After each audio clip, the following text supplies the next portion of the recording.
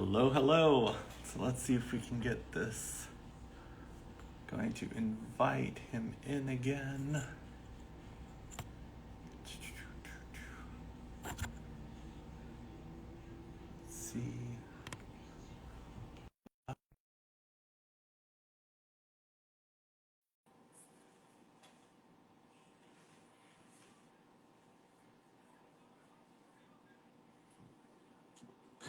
There we go.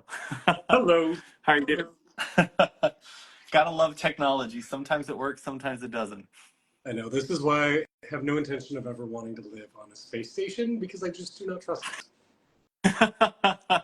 Yeah, the amount of lives that I've done where people have swiped out, their phones overheated, the technology just didn't work. I'm like, you know what? You just go with the flow. Nice to Well, how meet are you. you doing today?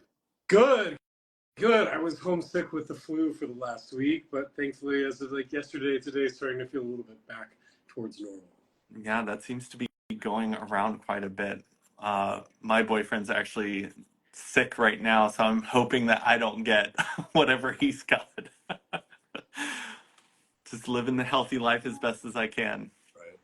Well, So, lots of chicken soup, naps, vitamin C. exactly.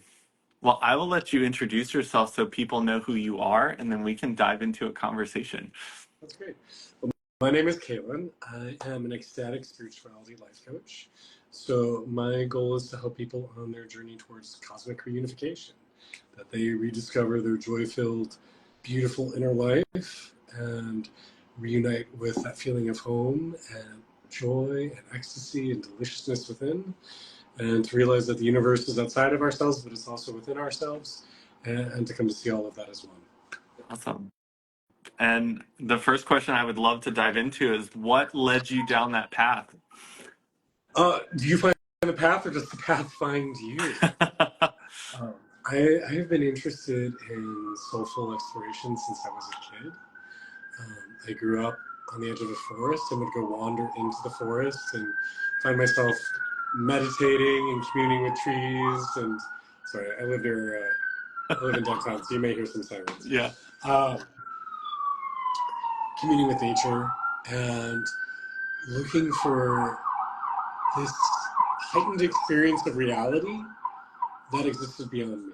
And from the time I was young, I remember feeling like God or the divine or that something larger than myself was a very tangible force. And so in college, I really just started seeking in earnest. I ended up taking a guru and moved into an ashram for 7 years.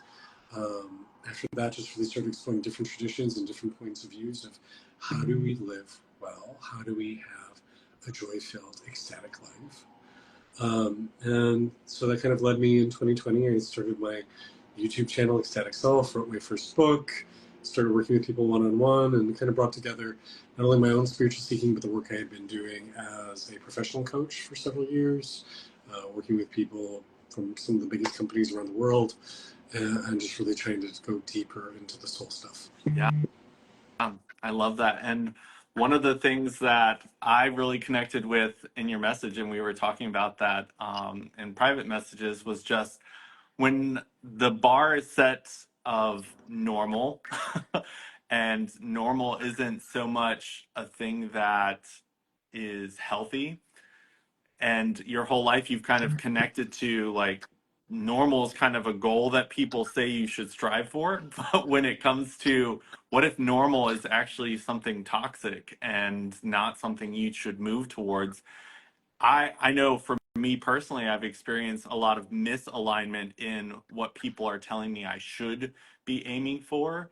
It's something that I'm like, I'm not so sure I want to aim for that. It doesn't seem like it's aligned with me. And for a long time, it was just like maybe I'm weird or something's wrong with me. But like the more that I've aimed towards self alignment and kind of aligning myself with what feels right to me, I'm like, maybe that's not what we should be aiming for. What kind of stuff can you say to people who kind of have similar thoughts and feelings in that area? Yeah, like what is normal?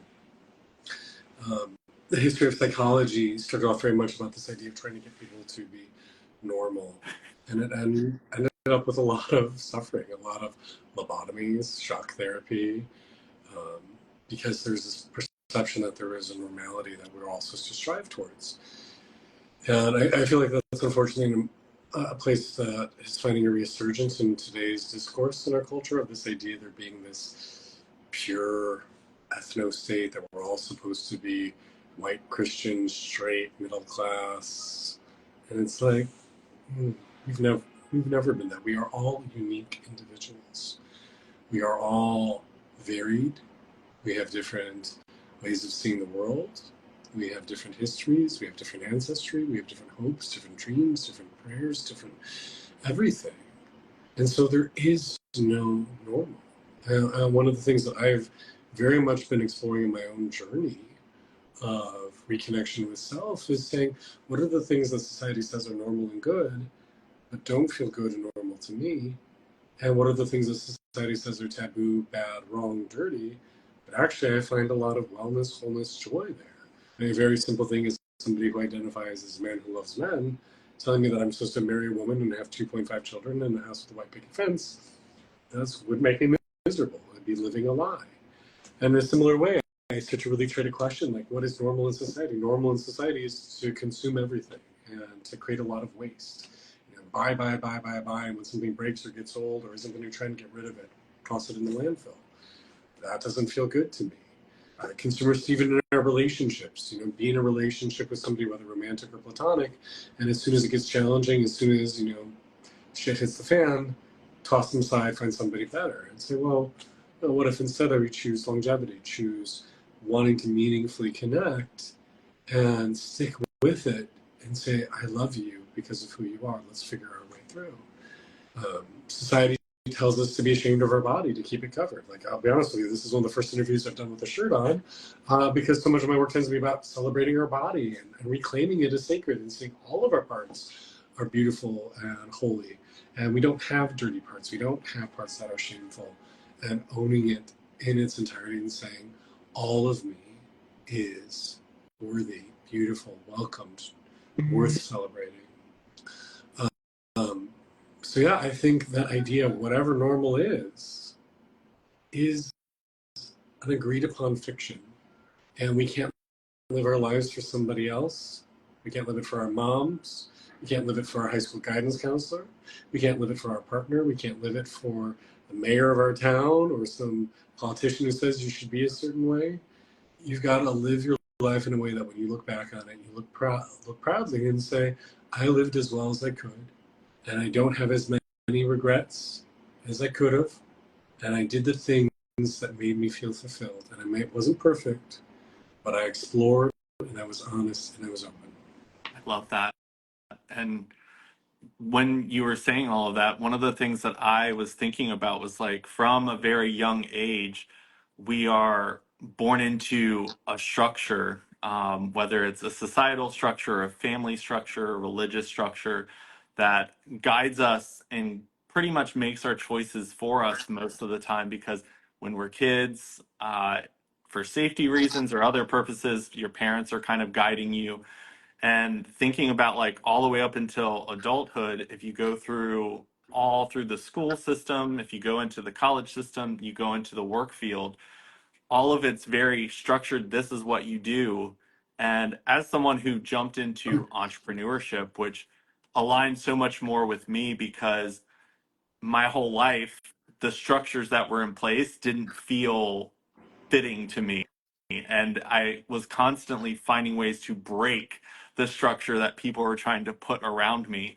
When it comes to people who have kind of experienced other people's structure and having to grow in that, what do you think are some steps that your average person can start taking to kind of live in a life where they can start to see, what am I aligned with? Because I feel like in today's society, we're structured all the way to the point where they can start selling us what they want to sell us, because it's like, you need this, like you were saying, the white picket fence, the Yeah. brand new car, the beautiful house. Yeah, even Greek yogurt. Oh, you need this Greek yogurt because that will make you happy. Look how happy they are in the commercial. Yes, exactly. I love that you brought up the metaphor of school. It's something that I think about a lot because when you're in, first grade, you need a hall pass to go to the bathroom. And it makes sense. You don't want 7-year-olds wandering around, unsure what they're going to do, getting into trouble. Okay, so you got rules and we follow those rules. But imagine if you held on to those same rules when you were a grad student. Imagine if you felt like you had to ask permission anytime you wanted to do something outside of the scope of what is being done in the classroom. You would feel miserably because it's a totally different world when you're in grad school. You're responsible for yourself entirely. And I feel like society kind of is in a similar point where there's some things that we have evolved from culturally. It's a little bit like kindergarten. And we're still holding on to it even though we've progressed. And so I think the very first thing that we need to do is say, hey, are these rules and suggestions and standards relevant to where I specifically am right now, where I'm in my developmental journey, and where I am in even with your geography, like where are you located, who are the people around you, all those sorts of things. Is it applicable to me, or am I going by outdated standards that really don't affect me? And my husband and I, I'm a really good rule follower. I like to be a good boy. I like to follow the guidelines. But some of the guidelines are bullshit, frankly. Some of the guidelines really don't help us. You bring up the idea of entrepreneurship. To follow the rules means just do what you're told. Get a job, have a boss, collect your paycheck, work from 9 to 5, 8 to 6, whatever your hours are, and just do what you're told. And for some people, that's where they're at, and that makes sense. And then for other people, you say, gosh, this doesn't feel good in my soul. I feel claustrophobic. I feel hemmed in. I feel trapped. I feel like I'm wasting away my potential. And so if you're getting that call of something's not right, something's not fitting me correctly, something's not suiting me, then how do you start to create mindful change? And I really do believe that that change should ideally come from within, that you start to become more aware of what's going on in you, what is your soul trying to tell you, what are your guides trying to tell you, whether those guides are literal people in your life or just some astral being that you hear whispering in your ear, be like, you really need to choose. But to really start within and say, what is it I really want? Is this serving me? No. What's within my capacity to change? Are these rules that I'm going to have to break, or are they fictitious rules, ones that are just imagined because someone, sometime, some years ago said something? And can I just choose to let that go? Can I choose to let go of the heteronormative structure that is keeping me unhappy because I'm supposed to have my relationship look a certain way? Can I let go of I'm only capable of achieving X, Y, Z because I was told some time ago that I'm that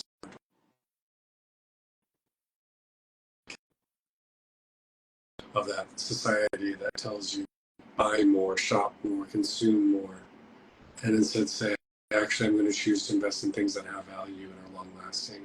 I'm going to carve out a life of meaning that way. Yeah, one of the things I did not too long ago was timeline therapy, where I kind of was reflecting back on some of the things that happened in my lifetime that shifted how I connected to myself. And one of the things that I realized that I'd done was at a very young age, I became a people pleaser in the fact that my grandmother wanted me to tell her she was my favorite person. And in my body, I was like, that's not true. And I sensed that that would hurt her because she wanted me to say, I'm your favorite person.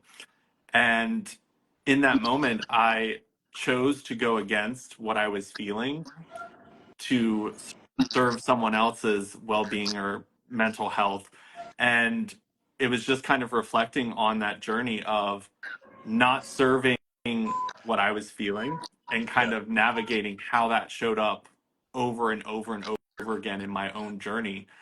And when I started to kind of break free of that mold of making other people feel better by me lying to myself, I realized that it was like breaking free of just these ropes and chains that were kind of holding me in place, because I was like, no, like this is not the case. I don't want to see this. I don't want to do that. And it was almost like I felt like a bad person at first, because I was finally choosing what felt aligned and saying what I meant to say, instead of worrying about how it may impact how other people feel or think about me. But it was such a freeing experience, because I was able to say, I'm walking in alignment with myself, instead of feeling like I was pulling everything else that was expected of me. And I feel like a lot of people don't realize how early that misalignment can happen. And I was talking to someone about what I think a parent's role is in a child's life. And I really look at it as, you as a parent are there to create a safe space for the child to explore the world and figure out their role in the world. It's not for you to tell them, here's the limitations, here's the things you should be afraid of. Like, you are there to protect and let the child figure out the rest. Because thinking back of all the things that I've had to heal from, it was when I was being told who I was supposed to be, even if it didn't really align with what I felt like I was supposed to be. 100%. Yeah, I think we'd call that living with integrity. That what you think, what you say, what you do are all congruent. They're all sending the same message. As you were talking, you brought up a lot of memories of my mother. I love my mother. She's a wonderful woman in many ways. She's also a very funny woman in a lot of ways. And even recently, I remember I had recorded a video where I was talking about how, like, my grandma was my favorite relative, and my mom cornered me in person. She's like, "Well, what about me? I'm supposed to be your favorite." And instead of telling her, "Oh, of course," I just looked at her and said, "Oh, okay," and walked away. Which was not the answer she wanted to hear. But it's like, well, I'm not going to lie to you. I'm not going to say, yes, you're very important to me. You're my mother. But grandma was up here. And that's okay. She's allowed to be up here. But I also, she came to mind too, because my mother had extremely, extremely strong visions of who I should be. I was supposed to be straight. I was supposed to be an actor. She had such strong visions, in fact, that she, probably in my late teens, early 20s, started buying gifts for my future bride that she would give at our wedding. And I remember when I was engaged to my now husband, she started throwing away all these gifts, and was she passed me this. I remember her passing me this heart Christmas ornament, and being like, "Well, I might as well give this to you now, since you're never going to be married. We must not have been engaged yet." And the box bottom fell out, and the heart ornament just fell onto the floor and smashed into a million pieces. And she started crying and crying, crying, not just because of the broken ornament, but because of the broken dreams of who I was supposed to be to her. And I think she's come a long way. I don't know if she's fully there yet, but she's had to let go of a lot and realize that my life is my own life. You can't live vicariously through me. You can't encourage me to live a life to make you happy. You have to make a life for yourself that makes you happy. And I think a lot of times when people are unhappy in their own situation, they try to control others, thinking, well, if only I can make this thing right over here, then it will make things right over here. And the work always starts and ends with ourselves. A truly contented, happy person doesn't care what other people do. They don't care. And I think that's also a reflection that's going on in society, all this need to regulate and control bodies and control transness and control women and control minorities and all this shit. If you were truly happy, you wouldn't care. Let them do them. As long as they're not hurting anybody, who cares? You do you, I do me. Bless you. Keep my focus here. Yeah. One of the conversations I've had with someone else was talking about the projection we put onto another person when we meet them. Like, when you don't know someone, if you are not steady in your own identity, a lot of times you will project whatever you want someone to be. Uh, and then people talk about, oh, well, your true colors are really showing. And it's like, no, you got to know them past this illusion you've cast on them as a person. And how would you say someone can kind of navigate life and get better at kind of not kind of producing this image onto someone and just seeing them in a more authentic, like organic, this is the person in front of me. I want to get to know them. Developing objectivity. I believe it begins with realizing that we are all living in a manufactured reality, and the reality that you think you're in is no more real than another person's, and to start to create some distance from your view of what is real and what is not. Because so long as you believe that you are right and your vantages are correct and that's the way the world is, you're not open to other possibilities. And so in order to find that objectivity, one of the things that I practice every single day is meditation, to turn my focus within, to let go of my connection to this reality, to return to just being present and being the observer of my thoughts, of this world, and just being present, to realize that my mind is not always correct. My mind and oftentimes actually can deceive me, and to try and to just move into this space of observance. So that when you meet people, you let go of your preconceptions, you let go of your beliefs about this person, and instead just be here with them and say, okay, what information are they giving? What are they telling me? Because if you really let go of your preconceptions, people tell you a whole heck of a lot about who they are, and it's interesting. It's very interesting. But you got to get out of your own way. And so for me, I really tried to change my life for many years, and until I started incorporating the brain training that happens through meditation and forging those new neural pathways, nothing really stuck. And so for me, that's been the big game changer. Yeah.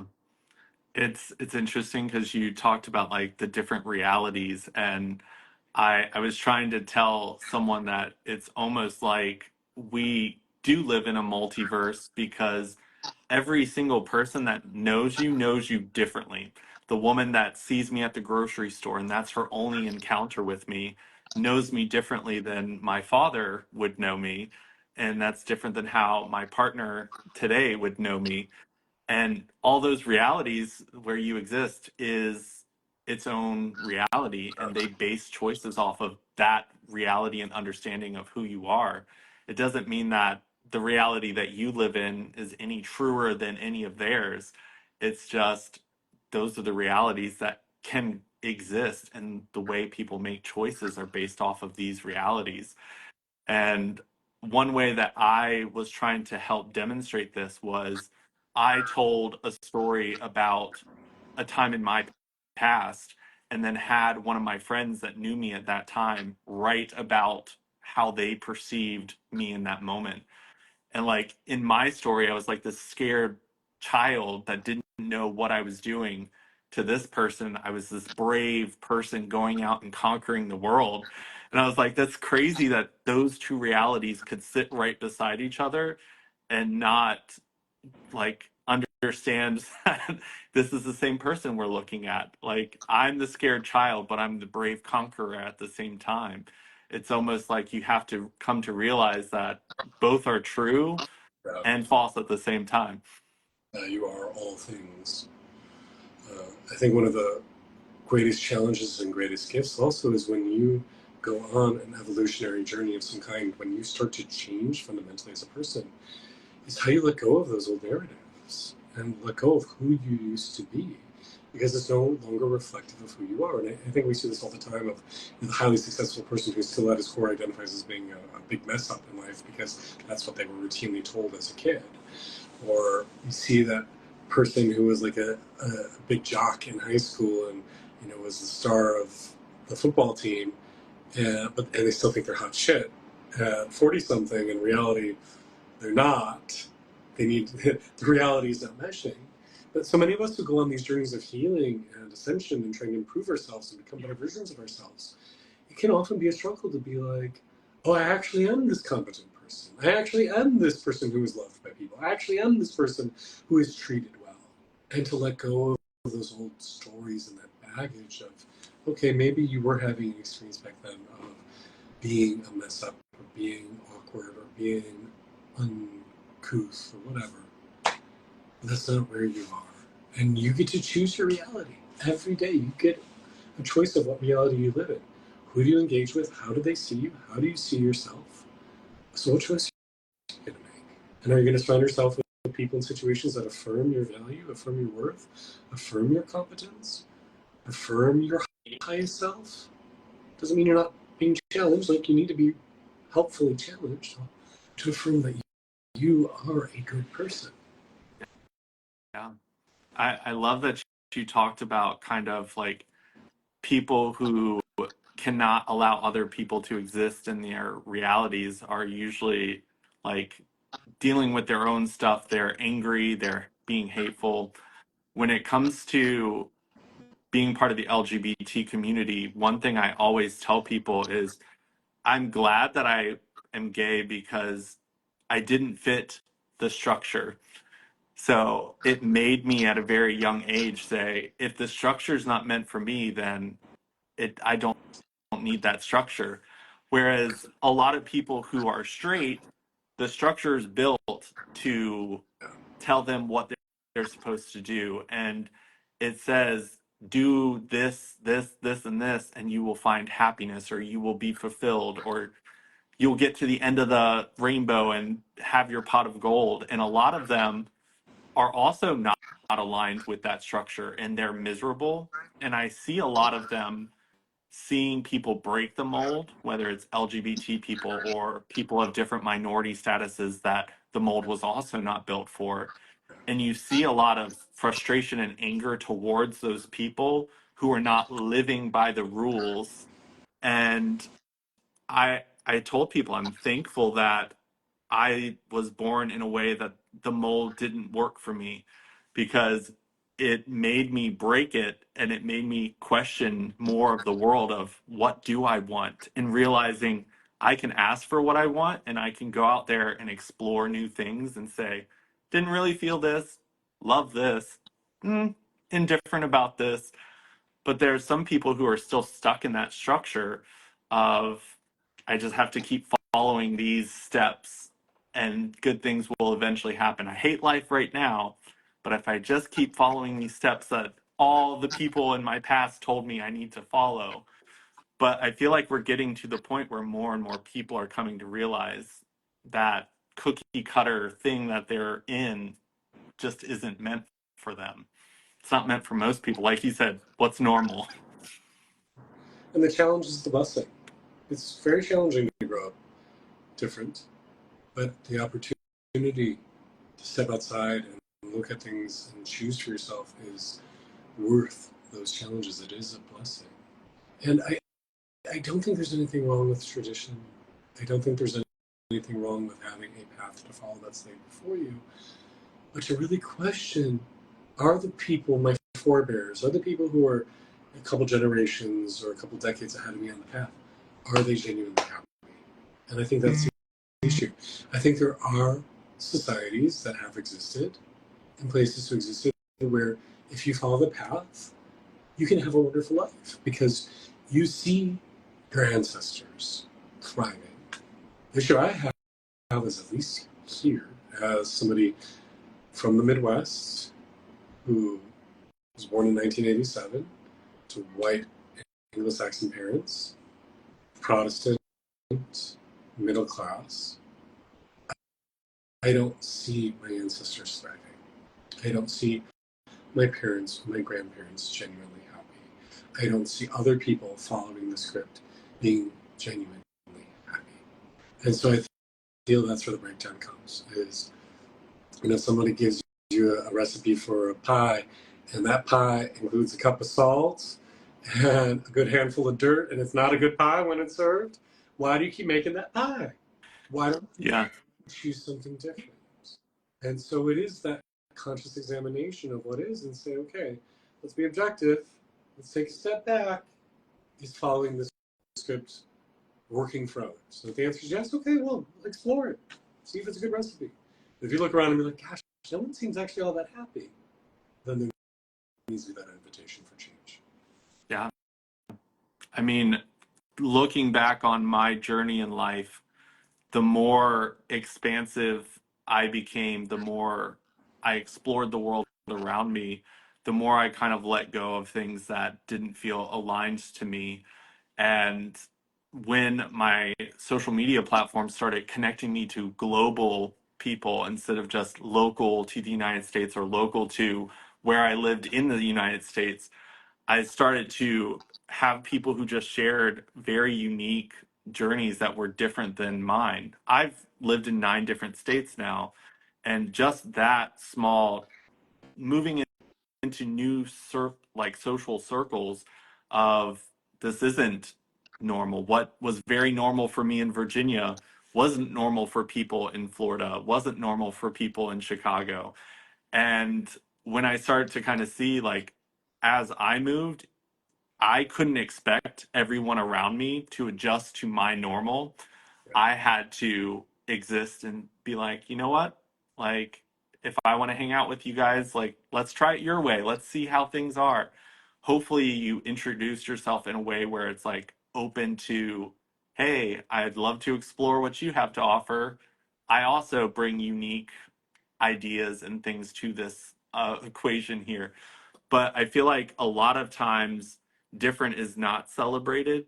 Different is kind of looked at as, oh my gosh, stay away. This is chaos, darkness. We don't know what it is. But I've found that the more I connect, the more I'm able to understand myself in deeper ways because now I'm seeing something new and I'm able to like ask myself, how do I relate to this new thing, new information, new knowledge? And each piece kind of like unlocks new parts of me to explore myself and my own perspective. But I moved back to Virginia after traveling a bit, and I met some of my friends that stayed here and never left. And it's a very different experience talking to them about unique perspectives that are different than local perspectives. And it's almost like because they didn't have that journey of exploring new, different things, it's like they're shut off to it. And it's a very interesting conversation to try to get them to see something new.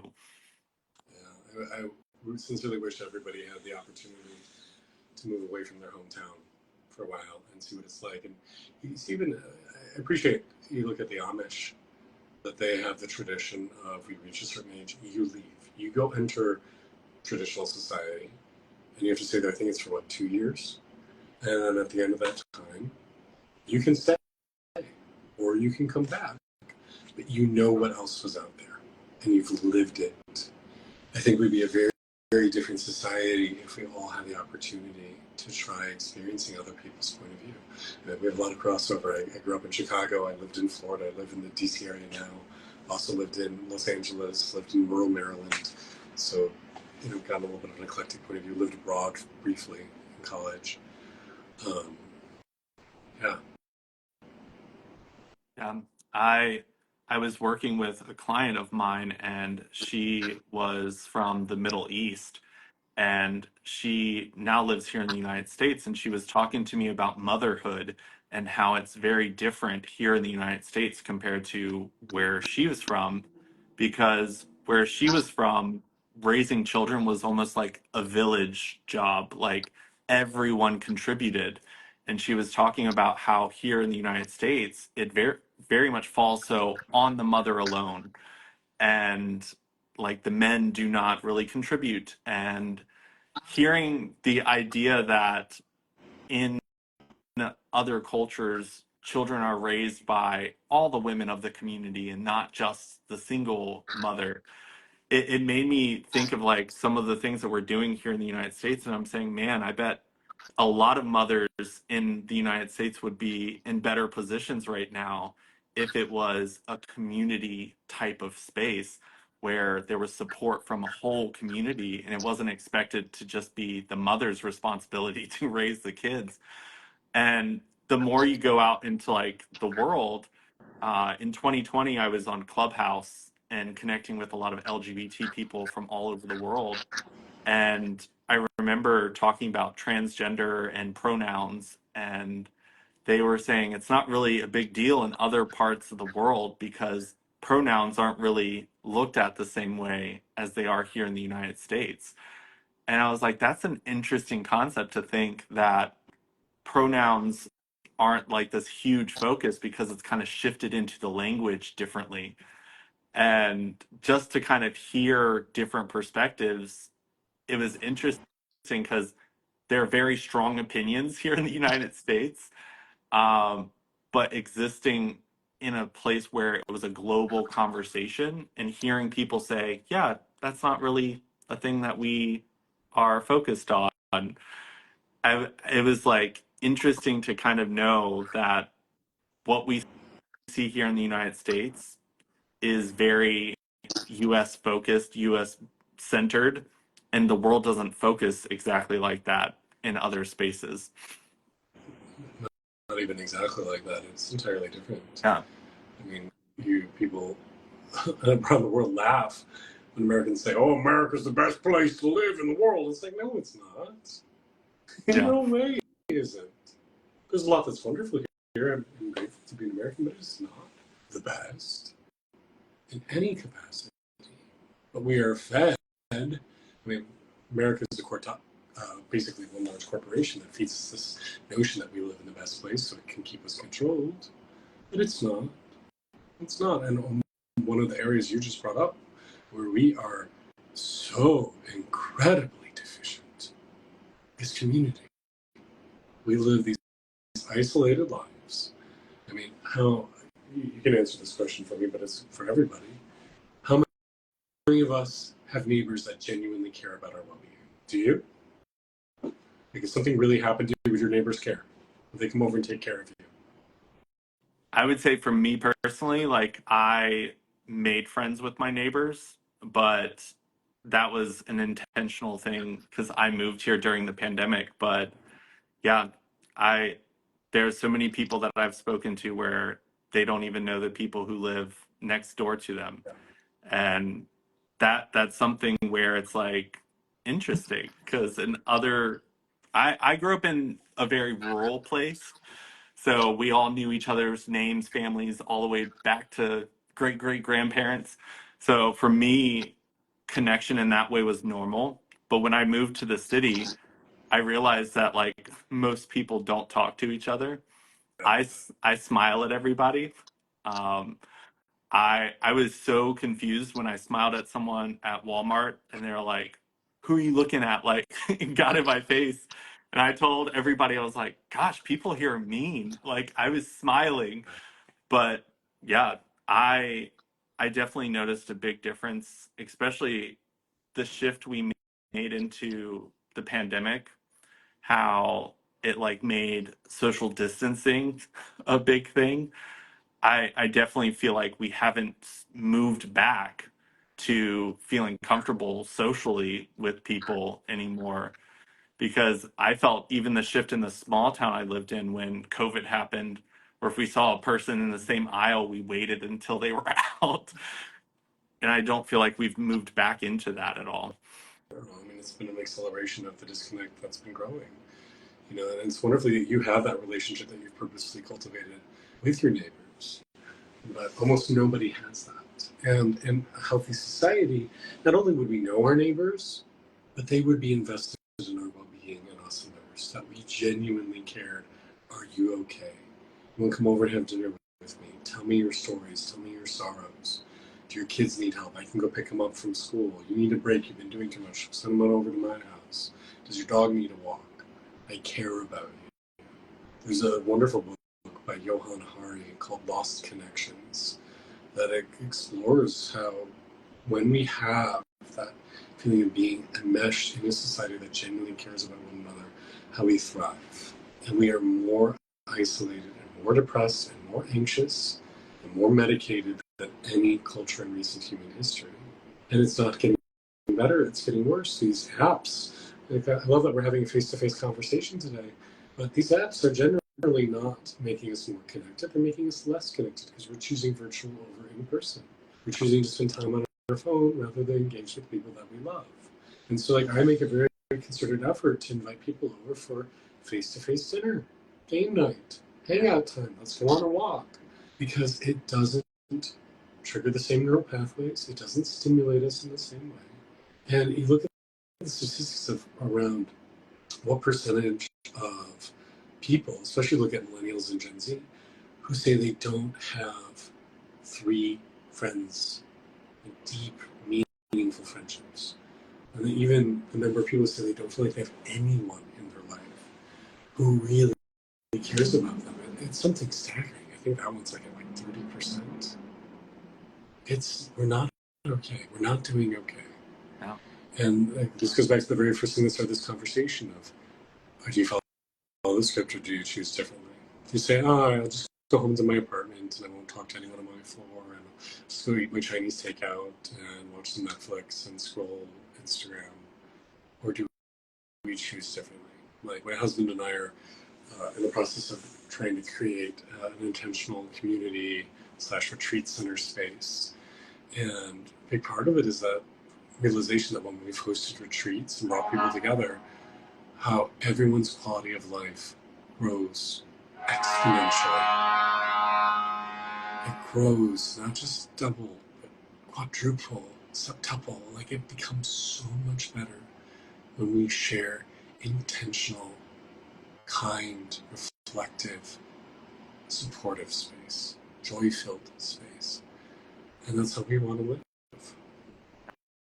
Um, yeah, there have been so many, like, on social media, especially, a push for short, digestible, like straight to the point hook type of content. And for a while, I deleted social media and I was like, how do I fill my social cup? And as soon as I started like communicating and calling my friends and saying, hey, let's meet up for lunch, I was like, ooh, this is 100 times better than even what I was able to do on social media. Because even the positive talks like we're doing right now, the reason I did this was to show people what deeper conversations could sound like or look like. Because most people have such shallow conversations that don't feed them at all.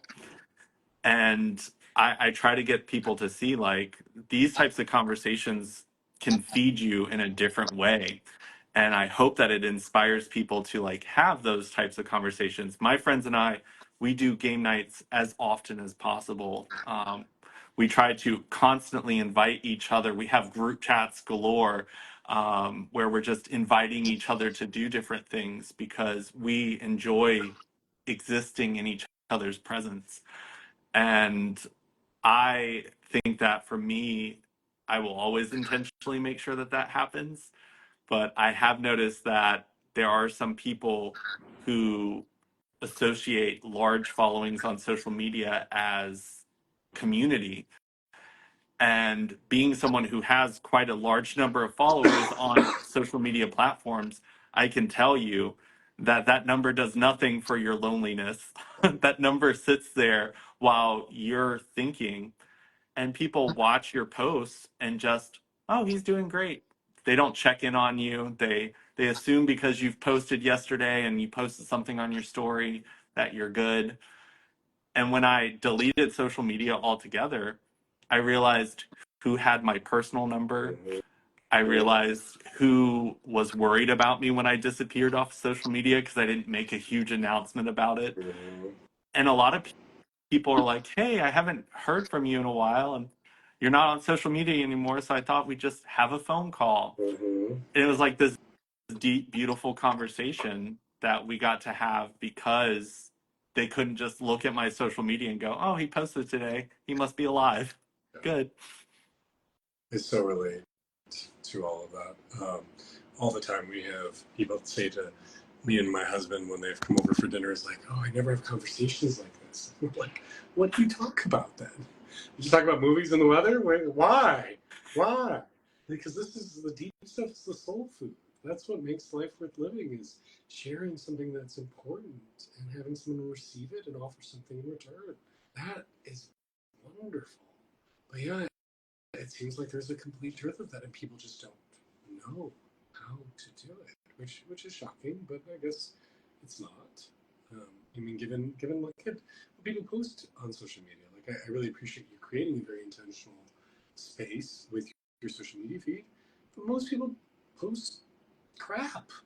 Post stupid dance challenges. I mean, I love dancing, but stupid dance challenges and stupid shit that doesn't matter.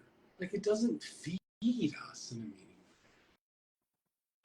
So I get that. I so resonate with all of it. And similarly, too, as somebody where, I've got well over 500,000 followers, close to 1 million across all my various platforms. And I recently did a Kickstarter for a project, and it went great. We surpassed 200% the goal that we were reaching, which is wonderful. But I think we had about 200 people support it, well, over 200. I think about 40 or 50 of those people came through Kickstarter. They didn't know me; they just liked the project. And I'd say at least another 50 probably are personal friends who knew me and knew I was doing this project and wanted to support it.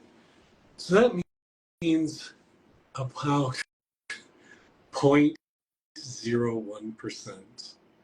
I maybe don't know if it's that decimal, maybe 0.001% of my followers actually supported the project. That was meaningful to me. Isn't that sad? This is a parasocial relationship. You don't actually know me. I don't actually know you. Yeah. I purposely do not post about my personal life on my social media. I post things that I think are helpful to others, but I don't talk about my life. If you want to hear about my life, you got to sign up for my Patreon. We'll do that there because I figure you're engaged enough to actually care. Yeah. And then those are kind of really nice. I know my patrons. A lot of them will call me and we'll have conversations, and I know them. I felt the same way when I gave up Facebook. I realized everyone was just using Facebook to just brag or moan. And same as you, if you actually cared, you'd text me, you'd call, you'd come stop by. And if I didn't do it or you didn't do it, I guess it really didn't matter that I knew what was going on in your life or you knew what was going on in mine. And so that's the big reason why I don't talk about my life. I have a wonderful marriage. I'm so happily married. We've been together 10 years. My husband is nowhere to be seen on my social media platform. Because why? There will be a point where he wants to be more integrated and share more of his thoughts. I'm not going to post about him just to post about him. You don't need to know about our relationship unless it's relevant to the discourse. You don't see where I go at dinner. You don't know where I go travel. You don't know what I do for hobbies. You know nothing because I don't want to give it. Yeah. Yeah. I think that was like a big discussion because I've been doing social media content since like 2007, and it was about like how much do you share online? And one of the questions that was posed to us was, would you post what you post if no one was following you? Like, what is the intent of creating that post?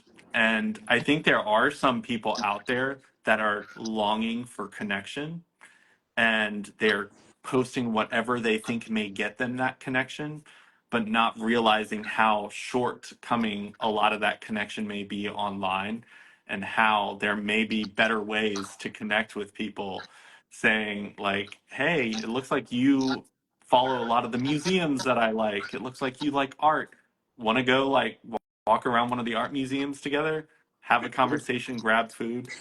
But even when I like hung out with some people who met me through online, it was almost like I was on a job interview, and it wasn't trying to get to know you. It's like, do you believe in abortion?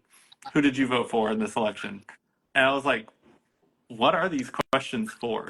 Like, am I going to pass or fail at the end of this conversation? Or are you curious as to like what drives me in life? Like, why do I get up out of bed every day and do what I do? And as I started having deeper conversations with people, and this was another reason I did Positive Talk, because I bring people that most, the only thing you know about them is their posts online. And I wanted to show people that these people are humans with lives, they're humans with faults, they're humans with their own current struggles that they're facing and navigating the best they can, because it's so easy for us to fill in the blanks of smile, smile, smile, perfect life. That person's perfect. I wish my life was like theirs. And I just wanted people to see people, because I had an experience where in high school, I saw this kid, and in my head, he was just the most popular guy in the world. And I was just like, man, I wish I had his life. And as adults, we reconnected. And he's like, I looked at your life and how close you were with your friends and your sisters and your mom. And all I could do was like wish that I had your life. So, like, we're both sitting there just watching each other, not interacting, and just wishing we had what we saw the other person having. And it's like, why didn't we have conversations and get to know each other at that point instead of just looking from afar and assuming the rest? And that's what most of us are doing with each other. And we're missing that connection part. I'm very grateful. When I was growing up, I had a really terrible childhood. I was constantly bullied. Um, and so I got to this point where I would have happily been anybody else but me. And I'm just so grateful for the journey I've gone on, because a couple of years ago I realized that it had flipped. And I'm like, I know lots of people who are more talented, more successful, richer, better bodies, more popular, but I wouldn't want to be any of them. I'd rather be me.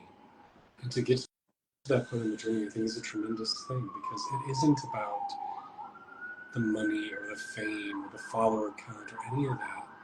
It's about how well are you living? How are the relationships that you're maintaining serving you and you serving them? How much joy are you drawing in? How much fun are you having? How much reciprocity is there? You know, the two of my good friends that we've made here in Washington, D.C., and D.C. is not my favorite culturally. It's far too power obsessed and image obsessed. It's Yeah. not my people generally. But two of our really good friends, one I met off of Grindr, one we met off of Scruff, and we didn't meet up to hook up. All of us had written profiles being like, hey, we're mystical, we're spiritual, we're looking for genuine connection. And what's nice about those apps is it wasn't an app of following one another. Like, it's an app intended for an in-person engagement, usually of another kind. But we ended up becoming wonderful friends because it quickly transitioned from online to offline. And it quickly became something where it's like, hey, how you chose to show up, how you chose to present yourself seems interesting to me. I'd love to hear more. Tell me a story. I think we'd be a lot happier society if we said that more often. Tell me a story. Tell me your story. Yeah. Yeah.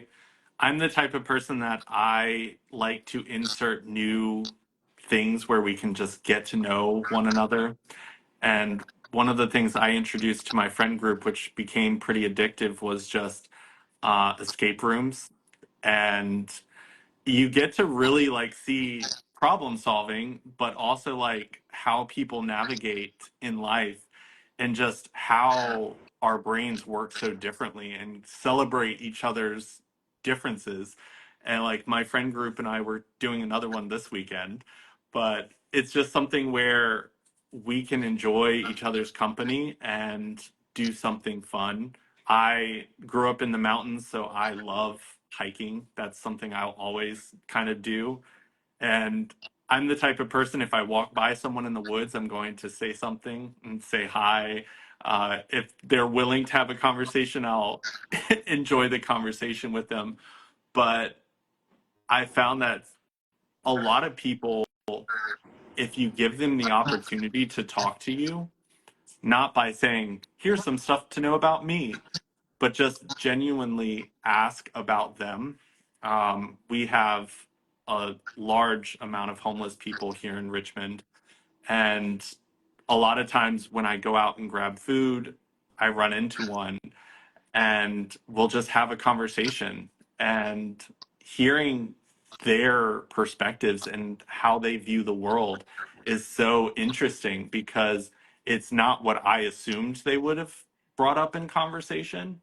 And it's always very inspiring to me to kind of hear just how other people see the world and how it functions in their mind. But it's like that opportunity, I could have just been like, no, don't want to talk. No, doing my own thing. And because I've had that opportunity to have conversations, I know what this person's dreams are. Like to hear someone say, I want to go to Egypt and see the pyramids, or I would love to be a truck driver and just drive around the United States and see different places because I've never seen outside of the city of Richmond. Like it's such an interesting thing to hear and know what other people's goals are, because they are very different than mine. And it brought me to like a better reality of where my current eyes were set. And it just made me more appreciative of what I have access to, and made me realize that there's still a lot of work to be done to better other people's experiences around us that are really only looking for, some things are just bare minimum. If we all did what you just described, I think we'd be a much different society. If we stopped letting labels of you're a Democrat, I'm a Republican, you're an urban person, I'm a rural person, you're whatever. And we just listen to each other and ask. We have a lot more in common than we don't. And going back to that original question about breaking free from society's things, breaking free from the news and the algorithms that want to pit us against each other and want to make us afraid. I hate that the news has become all about fear and anger. It doesn't serve any of us well. We never make good decisions when we're afraid and angry. We make good decisions when we slow down, we listen, and we share. Yeah.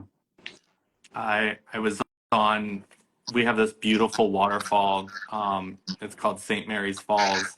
And when you get there, you have no cell phone service. You're just there.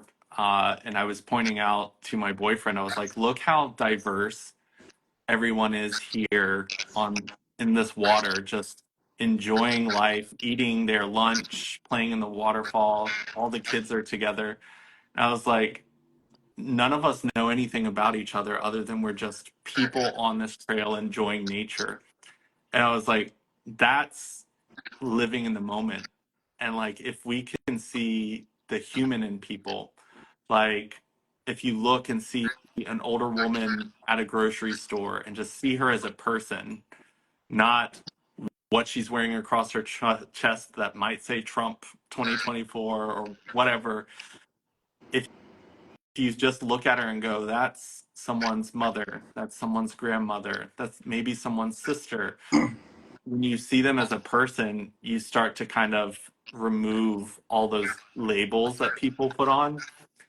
And honestly, the people I've connected to most, usually when I talk to them and I ask them to like introduce themselves, the ones that use the least amount of labels seem to be the ones that I enjoy spending the most time with, because they're not interested in knowing about what labels could be placed on me.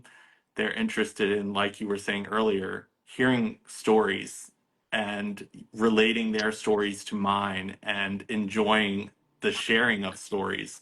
So I feel like what you were saying holds a lot of relevance to how people can kind of break free from fear and hatred, because if you strip everyone down, like you were talking about, like not wearing clothes, and when you strip everyone down of key identifiers, like we are people. Yeah, yeah, I agree. I agree wholeheartedly. Awesome. Well, Thank you for giving us the space to have this conversation. I love it. yeah, I really enjoyed connecting with you and love the content that you're creating. Keep doing it. There are so many people. When I shared our poster that we are doing a live together, I got tons of messages. We have lots of similar people who follow our content. So I was like, okay, good. People know what he's doing. I'm glad more people know he exists. So Likewise. yeah, if hopefully maybe one day we'll end up meeting in person, since you're about a 2-hour trip up to DC. I would love that. Just let me know. Awesome. Well, you have a good rest of your evening, and I will talk to you soon. Thank you very much. Bye.